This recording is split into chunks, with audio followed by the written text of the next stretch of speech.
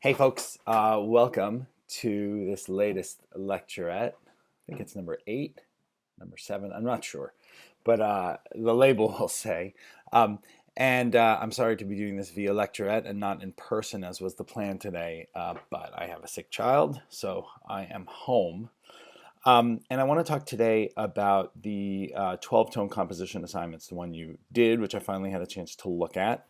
And then the next composition study 6, which is simply going to be to add a 12-tone accompaniment to your already composed piece. And if that involves editing of the existing piece, it's okay with me, especially if I made some suggestions in my comments where I returned the pieces. I do want to look at a couple of things here, and I've borrowed a piece by Adam to work on, and you'll see why this is kind of, I thought would be a fun example to use, but Adam, when you do yours, you're going to have to write a different accompaniment than anything I come up with here, and I don't really know what I'm going to come up with. But let's take a look. First of all, I need to entreat you all to please read these instructions that I give you verbally and also on the assignment carefully, because there are a few things that people didn't necessarily do this time around. A lot of people did, some didn't. So the first assignment was to write a 12-tone piece, short 12-tone piece for solo instrument based on a row of your creation. I said you may use up to 3 row forms, but no more. Most people were good about that.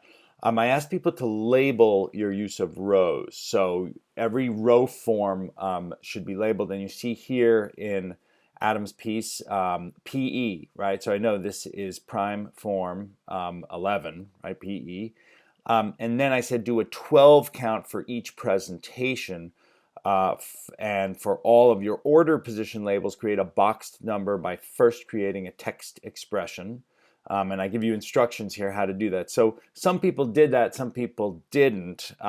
Here you see Adam did, and this is what it should look like, right? I see PE, and then I see this is the first, the second, the third, the fourth, etc.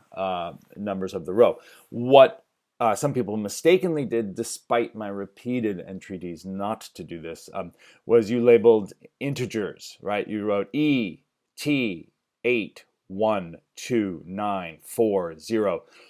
That's not helpful. That's not what I want. I want order positions here because there's no reason to write down that D flat is 1. It's always 1, but it's not always order position 4 of prime form 11. That's the analytically significant information that we're looking for. So that's what I want you to give me.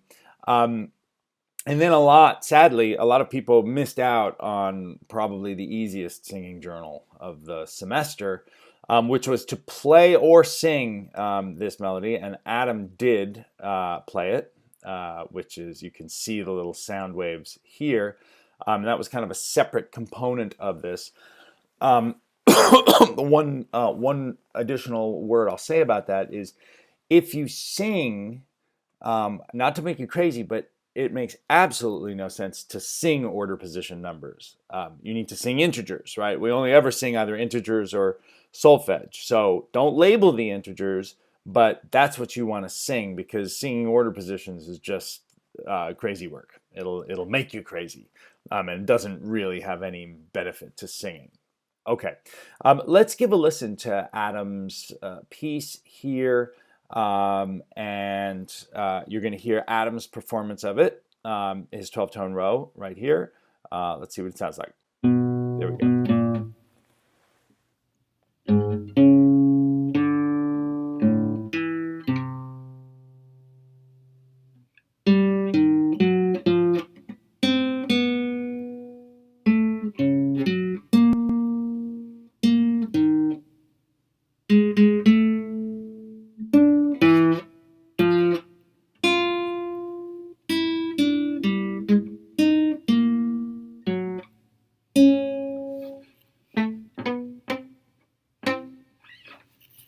Okay, so a nice kind of soulful little piece, and a lot of cool things to say about it. I love the use of space in my accompaniment. My inclination is probably to fill up some of that space, but I like the way there's a lot of space.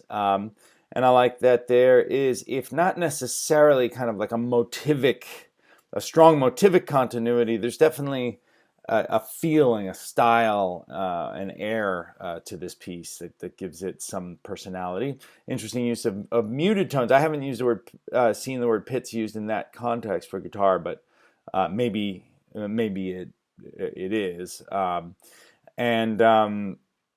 Let's see. So what I'm going to, and just one other thing I'll note here is I might reconsider some of the spelling here.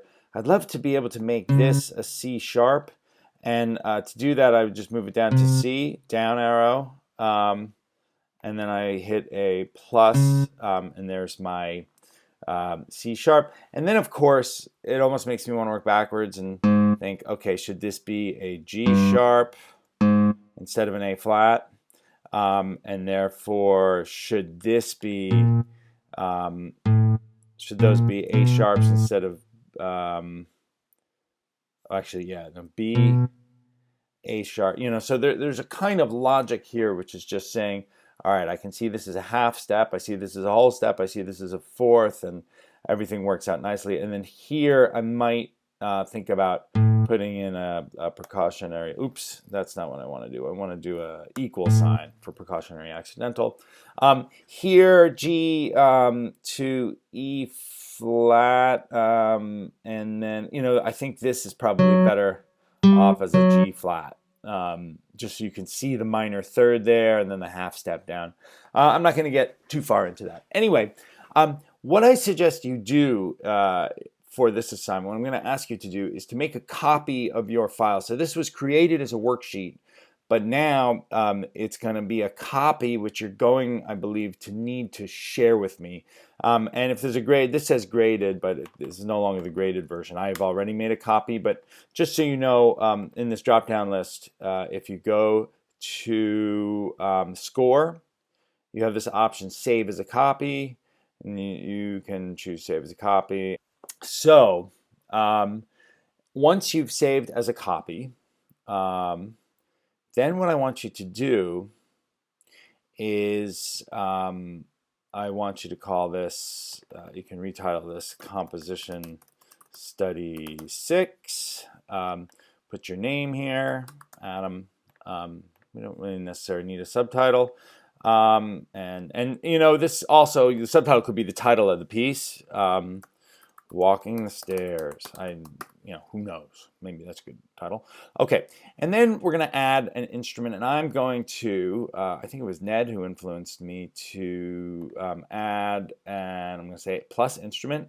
I'm going to add a keyboard. Let's add an electric, let's add an electric piano. All right, and that should give me a grand staff below the guitar. And there it is. Okay. Now, the real question here is, how do we go about adding an accompaniment to a 12-tone piece? And this is where we really begin to need to have a way of looking at this composition. And so what I'm going to do, I'm actually going to back up. Let's see. I'm on this site, but I want you to see what I plugged in. I went to Google and I searched for 12-tone matrix calculator. And the first thing that came up is 12-tone matrix calculator. And I'm going to print this. Now you can do this. We've learned in class how to make a 12-tone matrix, but you just had the exam, so you never really are going to have to do that again. If you love making matrices, it's fine. What I'm going to do here may be more in your head kind of math than you want to do, but I'll do it slowly, right? So in this matrix calculator, which you'll see soon, there's the matrix.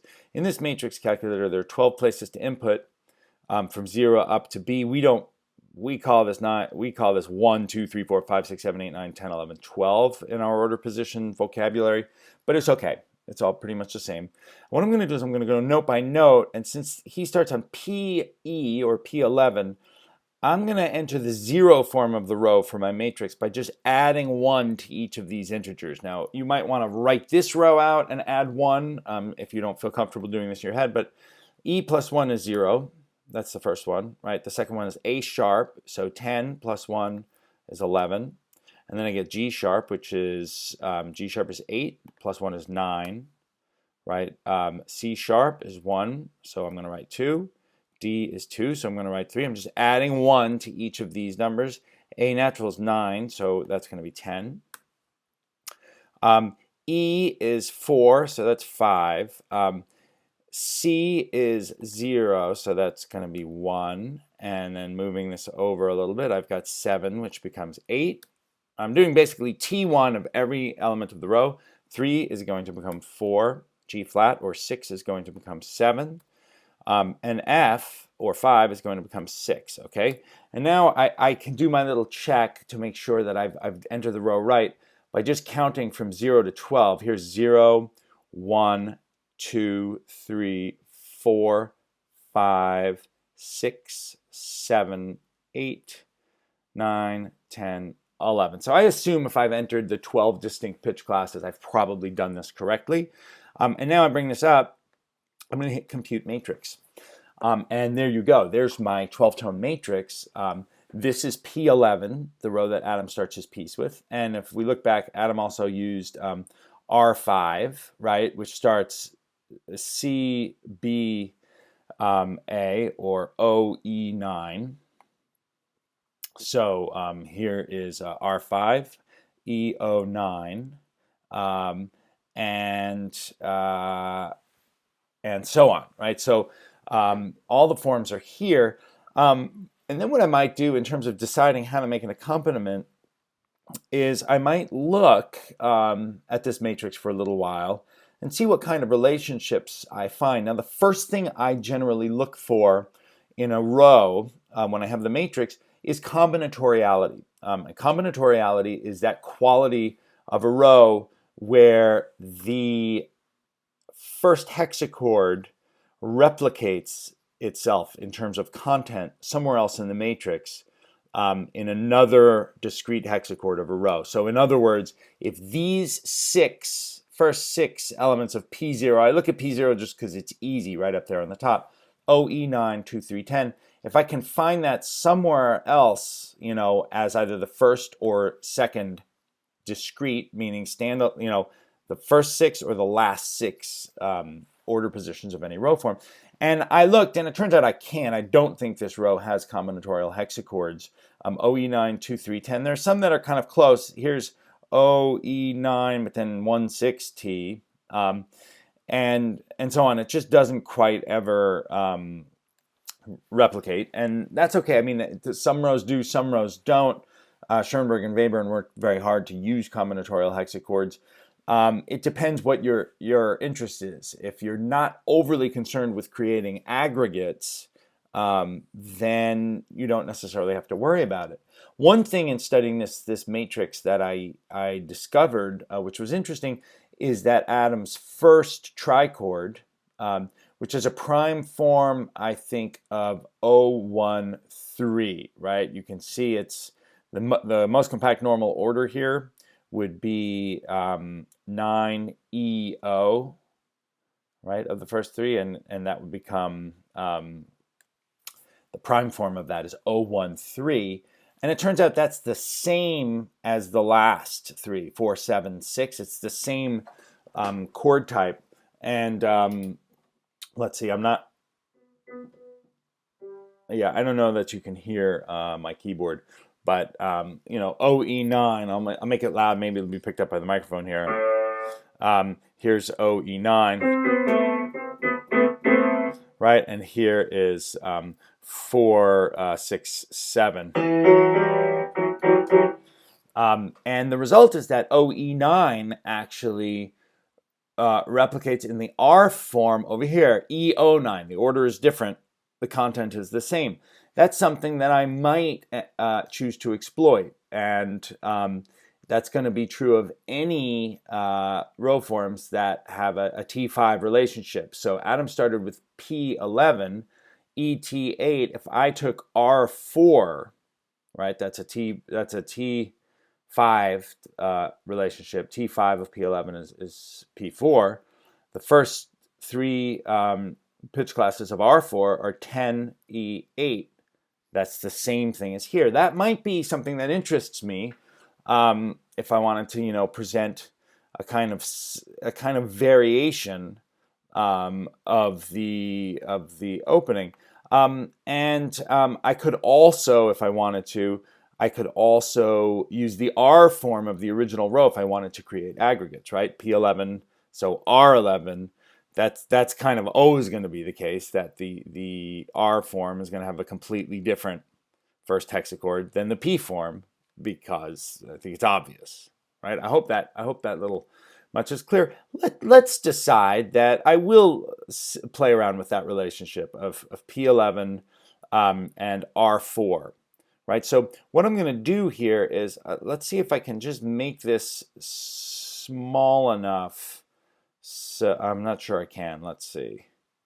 Yeah, let's see if I can do this. All right, here we go. I want to be able to see the R4, the R or P form. This is pretty good. Let's do it like this so you can see the beginning here, because I'm not going to get too far into this composition. I want to give you a little bit of an idea. So here's P4, reading left to right. I know you can't see the whole matrix, but this is about what I need. Going backwards, it would be R4. And what I could do here is temporarily type in the row form. So I would type TE805927613, right? Once I have that, then I don't need to look at that anymore, and I just know that that's how I'm gonna form my accompaniment. So let's listen again to Adams.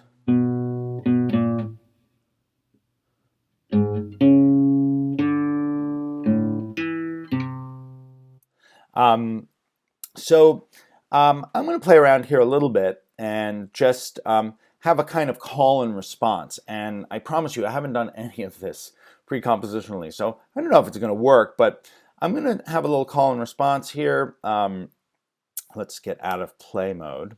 All right, so to make this whole rest, I hit the left bracket to make it shorter. I'm going to skip over here. I'm going to make this a little shorter too. And now I'm thinking, I imagine kind of a bum, ba-dum, let's see, bum, ba-dum, ba-da-ba. I imagine some kind of bum, let's see, what's the tempo? Bum, ba-dum, ba-da-ba. Yeah, that could be kind of cool. Bum, ba-da, ba, bum, ba-da, ba-da-ba, bum, ba-da, ba-da-ba, something like that. Let's see what that sounds like. And we'll start with TE8. And we have to go in order, right? But I hit T. That's the wrong thing. I'm going to go back here now. Let's get out here. Okay, I'm going to hit, so there's my B, and then I have to make it flat. Now, I can make it down the octave. I might try something like that. And the other thing is, if I want to make a triplet now in the space of that eighth note, I just hit 3. And now I've got this triplet. And I imagine, like, this could be a two-handed gesture. I'm not sure. That's gonna, I hit the B again. Now I hit it octave up, and I have to hit equals, because note flight is kind of smart in that way. It knows that I just entered a B flat, and so it's not going to give me another one. And I'm going to give this now a G. Oops, I need a plus, sharp. So this is a not super pianistic for one hand, but the other hand is free. So this could certainly be played relatively easily like that. Let's just hear what we have here, and let's match the dynamic. So I hit Command E. I'm going to put the forte there, and let's just hear if this is something. Okay, I think it's funny because I think I almost. I almost imagined something even faster. Like I was imagining, I don't know if it, yeah, let's try it. I'm going to erase that. And I think what I was actually imagining was in the space of, in the space of a 16th. So a very fast rhythm because his thing is very slow. I'm going to enter those same things again, right? So I'm going to enter, oops, and I keep hitting T thinking that's going to work. I'm going to enter, there's my B, bring it down. It's just got to be B flat, right? I'm going to hit repeat. Oh no, I don't want to do that. Not in a tuplet. I'll hit B again, bring it up, make it natural. I'll hit G sharp, which is 8, up. That's command up, and wrong ones. And the next one is O, and maybe I'll land on that O, which is a C, and maybe I'll put like an accent and a staccato on that. Okay, the accent is apostrophe, shortcut, and the is that right? Yeah, accent, and the staccato is semicolon. Okay, so let's hear what we got. Okay, that to me is kind of interesting. Let me check in on my mixer here for a second. Master. Okay, I got my auditorium there. I'm going to turn my reverb level up a little. Maybe Adam turned it down, but I think that's kind of cool.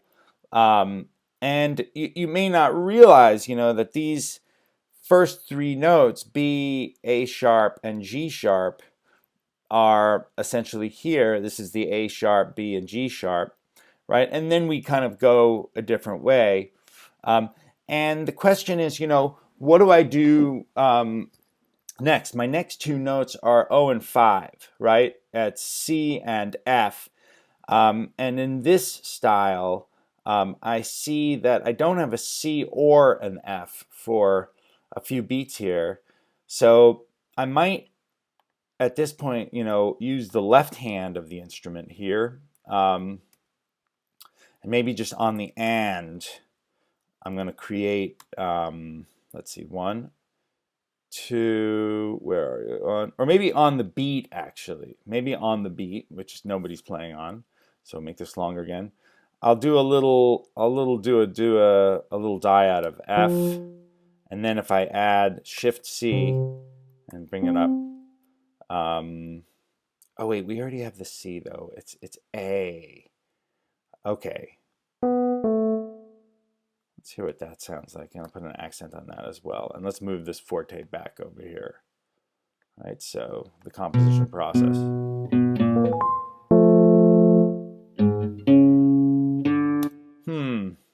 Not that interesting. Not that interesting. But what if I do this? Like, how can I make it more interesting? Well, let's make it shorter and repeat it. So something like that. Might still be too slow.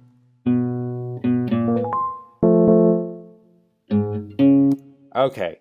And now I'm getting the hang of where this could go. Let's make it shorter still and repeat it and get rid of this one, right? So it's sort of like a little, and I might even play around with the register, but let's see what we have here. That kind of begins to sound a little bit interesting to me. I can play with bringing the whole thing down an octave. Let's hear what that sounds like. Now let's bring it back up the octave. And by the way, I haven't started labeling this yet, but I could. I might copy this. Let's see if I copy this whole thing and put it like here. And that just really kind of messed up the spacing of everything. I feel bad about that, but that's okay. Let's see.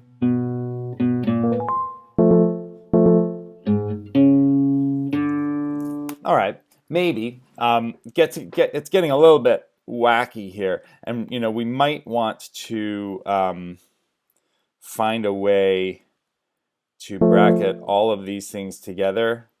You can do something like, we have to do it again. I think there's a way here. Yeah, something like that is kind of a readable rhythm. So here's how I'm beginning to. create these kind of motivic connections. Okay, and then here is another kind of slow passage, and I have to move this around a little bit because now, I'm going to copy this. I'm going to copy this text. And when I work in this style, I tend to have text scrawled all over the place.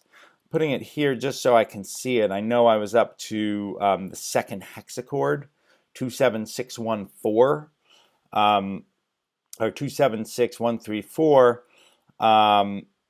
and I know that I've got C sharp D over here, so I might do, I don't know, I just need to keep going here. So what I might do is, and you know what, I'm going to switch to strip view for a moment. I think, yeah, that's a little bit easier for us to just deal with. We can deal with the page view later.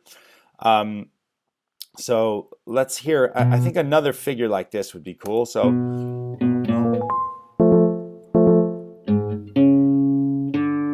okay, boom, boom, ba, maybe another one right there. So let's just add that again, and I'll make this a 3. All right, by just hitting 3 makes the tuplet, and now I'm up to, this was 5 and 9, and so it's 2, 7, 6, 1, 3, 4. So D, G, F sharp, and I'll have a D sounding together. My first D will be sounding while this D is sounding, which is something, Schoenberg wouldn't do. It's not an aggregate. We're not creating a chromatic saturation, but that may not be the style here, 2, 7, 6. Let's get a D down. Oh, what if we did, I have an idea, kind of an interesting idea. What if we went the other way? 2, here's G, let's bring it down. Let's have F sharp. I hit the plus sign for sharp. 2, 7, 6, and 1. And I'm going to, again, think of this right now as kind of a two-hand figure. So I might bring the 1, I want to make this a sharp. And then I might want to just bring it down the octave here. I'm sorry, in here, give it a little accent and a staccato. And sometimes you might even also, if I highlight all 3 and hit S, I get a little slur. That's kind of cool too. So here what I'm doing is I'm kind of, doing a contour inversion of what happened here, keeping the same rhythm. You'll also notice that it works out that C sharp D in a way is kind of elaborated here. Here's D to C sharp, but with just a few interloping notes. So you begin to see these sorts of relationships. But the question is, does it sound like anything?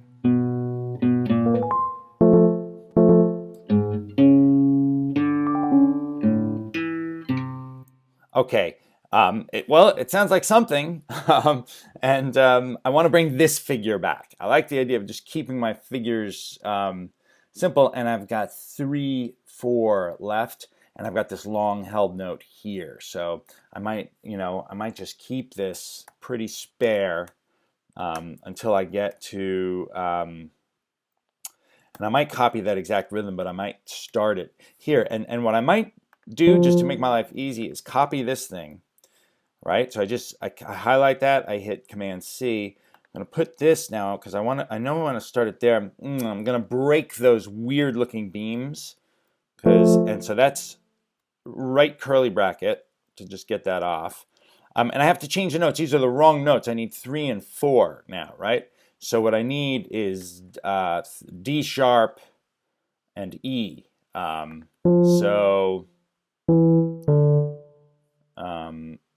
I might take this down. Here's D sharp. Oops, there's D sharp. And again, similarly, I might want to just repeat it and then copy it and put it here and repeat it, right? So, I don't know if that's the most economical way to go about this, but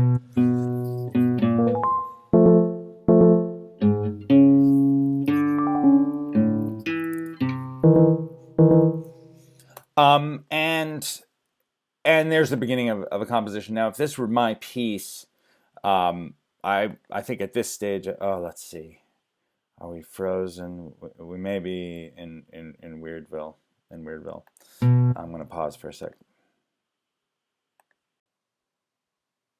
Okay, I think we're back. I got a little interruption there. Okay, so I have this beginning of a piece, and this is this. I wouldn't leave this like this. It's not quite where I want it. I know it's kind of weird. But this is a lot for me to play with already, and I may have repeated notes. I may play with these rhythms until they're where I want them. But right now, in the interest of time, I want to go back up and just remind you. Let's go back to page view for a second. How the annotations are going to work here. I'm going to push. I'm going to, for all your order position labels, create a box number by first creating a text expression and then selecting the text border AB. So let's go back to, I think we can do this in strip view, which I think is turning out to be a little bit easier to work in. Text, I would like to see the text menu up there. So this is what's going to turn something into an order position label. And what I might do here is also use color. So we're going to start, this is R4. Remember, this is the row form R4. So I'm going to hit T here, and I'm going to write R4. And whatever color, and I know this is a little confusing, but you know what? I can almost get rid of this now. Let's get that out of the way, right? Whatever color I decide to use for, I just hit the color menu for it to come up. And let's have a nice blue, right? So R4 is going to be blue, and I can make it all then blue, right? So there's R4. That's kind of nice to see. And this one, I can get rid of this as well. I think now I've got it, right? And what I'm going to do here is I'm going to do, that's order position 1, right? And I'm going to click, I think I have to, oops, I have to highlight it. It's a little time consuming. I have to highlight it. And then I'm going to go here and I'm going to hit T2. I'm going to highlight that 2 and hit AB. And unfortunately, like, it's a little bit tricky to just like get these to space correctly. But this is what you got to do. The next one's 3. I don't have to consult anything. I don't have to think about what the integer is, right? Because I just have to do text 3. Let's move it over with the arrow keys. Let's hit AB to circle it. Okay, maybe we can move a little bit back here. And if things get real dicey up there, I could also move it maybe below. Might not have to. Let's see. Do I have to? Maybe. Can I put it like right there? Maybe. And right. So I don't have the circles that I prefer here, but I do have these things. And I'm going to continue here. Now here, I might do one below. I think it was, now I erased it, so I don't remember. 5 and 9, maybe, right? And, we can, wherever we can fit them, we're going to put them. Okay. Oh, it's a little hard to grab the thing you want sometimes. I'm going to have to do a series of undos here. Sometimes you just have to kind of fight through until I got to get that 9 to just be somewhere else. There we go. All right, we're going to try to move the 9. Now I'll do T. I'll say 9. All right, and I'll see. Okay, I'm not 100% sure, honestly, how to do this. So I forgive you for struggling yourselves. Maybe if I move that one up. There's 9. Okay, so this is what it's like. You got to just play a little. Oh, God, sorry. And 5, I made that mistake. Easy to make. It really should be that. Okay, and we're going to do that. And 6. And as I go, and I don't really care, 5 and 6, I don't care if they're simultaneous. This is 7, 8, 9, 10, right? So 7, maybe I'll create them first. 8, text 8, 8. Okay, and there's text 9. Here's text 10. And then text 11. All right, and I'll move this up. Right, and then I'll do text 12. Again, I'm not 100% sure of those orders. And here I will, so it's hard sometimes to select what you're after. It is hard. I acknowledge it. There we go. I got it. Right? Move these down and circle them. And the circles really make them pop, you know? They do. And I don't know, can I also make that blue? Maybe. Yeah, if they're blue, it's even better. You know, then it really, really, really pops out. So it's a little bit of doing to kind of do this annotation. It's much easier to do by hand, but it's pretty convenient for us to be able to have this this system like this. Okay, so that's what you're gonna do for the whole piece. I think I'm gonna stop in a sec. Let's just see if there's anything I want to add here.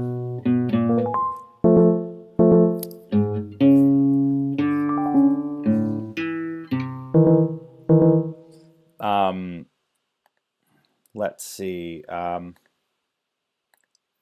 You know, the one thing I might add simply is that as this is finishing out, let's like start from here.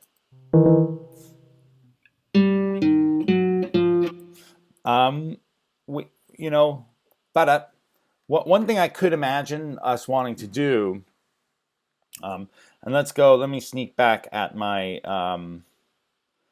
I could imagine just a really straight presentation of R4, or I might even do P4 now that we've heard R4. Here's P4 up here. You can see it 4316729. And let's see, 431 would give me a return to this D sharp if I wanted it. So let's see. I'll do that trick again where I just write this in here. Let's go. Okay, so I need to get a text expression here, and I'm going to copy, and just so you can see it, I'm going to write 431672950 ET. Okay, there's P4 going forwards. Now what I want to do is just make a really fast, fancy run. I'm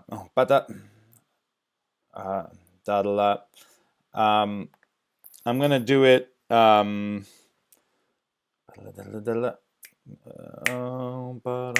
Yeah, it's that slow. So yeah, we can do 30-second note. 30-second note triplet, I think. Let's see. So we're gonna make this smaller. I'm gonna make this a 3, and then I'm gonna make. You'll see what I'm gonna do. So 4-3. I'm gonna start low here with like a low E. Start here, and let's go to an E flat, or let's make it a D sharp. D sharp. And then here maybe I'll give the pianist a chance, right? C sharp, that's 1. Now 6, 7, 2, and here I'm gonna do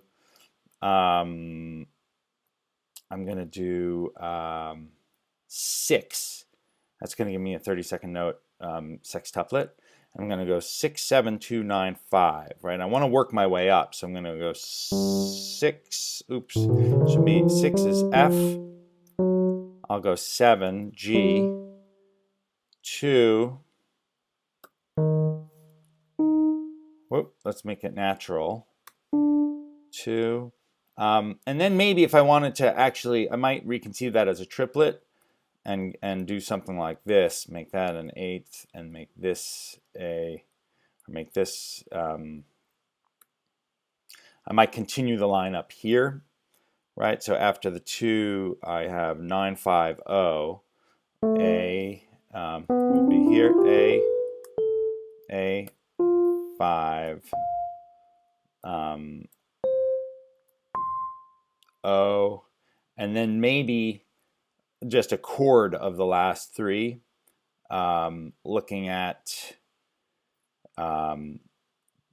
B, and then adding, that's E, right? And then adding G sharp and B flat G sharp, and Shift B, bring it down the octave, make it a flat, or maybe make that an A sharp, something like that. Let's see what this sounds like. This is going to sound like Fast Madness, but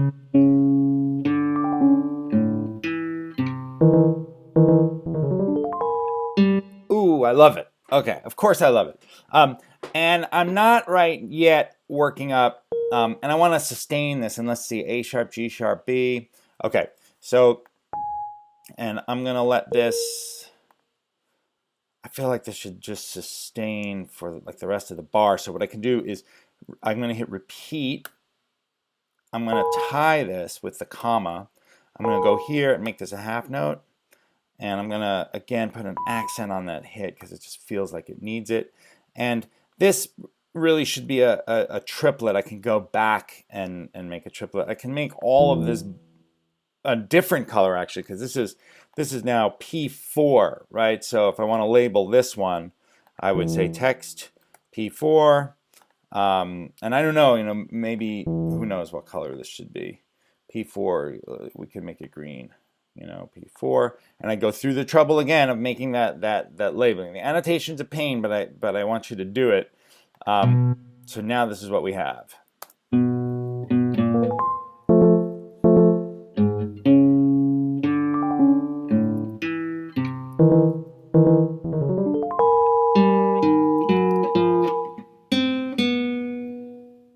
And so on, right?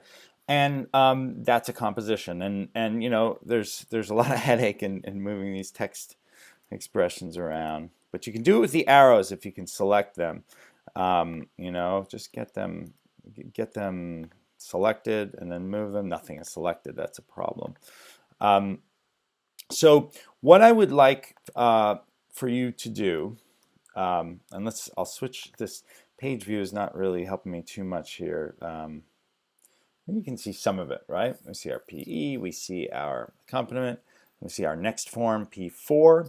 And I might have just stayed with this same row, but you see also you begin to have a kind of continuity from using that row. So what's really fun here is that this is a really complicated run, and definitely a two-handed run that is going to require some practice. I imagine this is probably left hand, right hand, left hand, right hand, something like that, crossing over. But I wrote this in no time at all, and it's pretty cool. I'm trying to, let's see, try again. Yeah.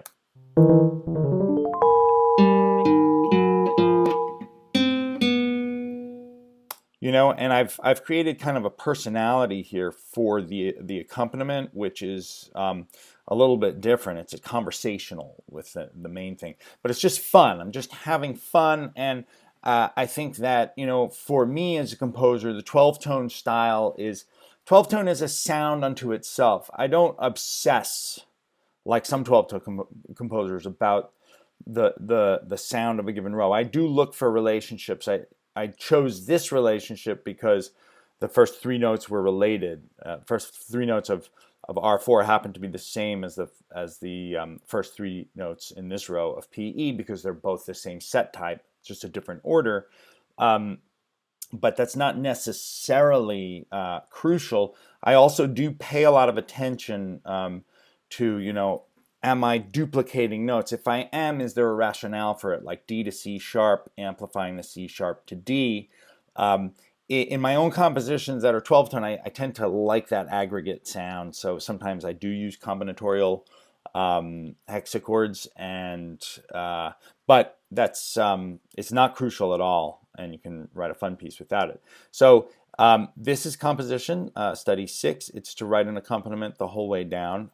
If you find that you may have a very busy melody, so the solution may be to have a very sparse, simple 12-tone accompaniment, but just really try to play with them, work them together, and it's okay with me if you need to make some adjustments to your original melody to make it work with your accompaniment. Okay.